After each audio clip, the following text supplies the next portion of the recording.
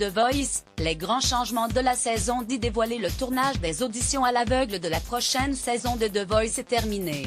L'édition 2021 sera donc diffusée dans quelques semaines en prime time sur TF1. Bonne nouvelle pour les fans de l'émission The Voice, le tournage des auditions à l'aveugle de la 10e saison vient de s'achever.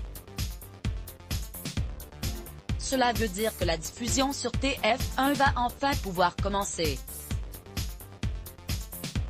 Cette année encore, l'émission a son lot de surprises en ce qui concerne les auditions à l'aveugle. Les coachs ont toujours la possibilité de bloquer un autre coach et ainsi l'empêcher de recruter un talent. En revanche, le bouton bloc ne peut servir qu'une seule fois par coach.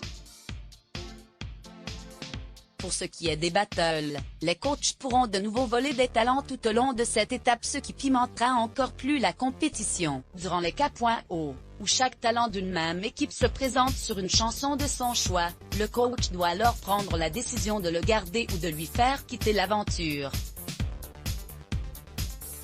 Une épreuve redoutable et redoutée par les talents mais surtout par les coachs. Grande nouveauté de cette nouvelle édition, pour la première fois dans l'histoire de The Voice, les coachs vont s'affronter. Ils vont devoir défier un coach avec un talent de leur équipe, qui devra ensuite choisir un de ses talents pour ce face-à-face. Les deux talents chantent l'un après l'autre un titre de leur choix.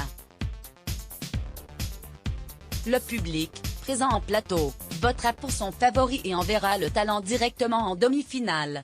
Enfin, comme précisé sur le site de Jean-Marc Morandini, cette saison sera aussi marquée par le retour des co-coachs lors des battles. Des artistes interviendront aux côtés de nos coachs pour partager à la fois leur expérience et donner de précieux conseils aux talents. Florent Pagny aura à ses côtés Calogero et Patrick Fiori. Amel Bent sera entouré de Slimane, Vita et Zao tandis que Marc Lavoine aura avec lui Benjamin Biolay et Vald. Enfin Vianney coachera avec Patrick Bruel et Véronique Sanson. Aliénor de la Fontaine.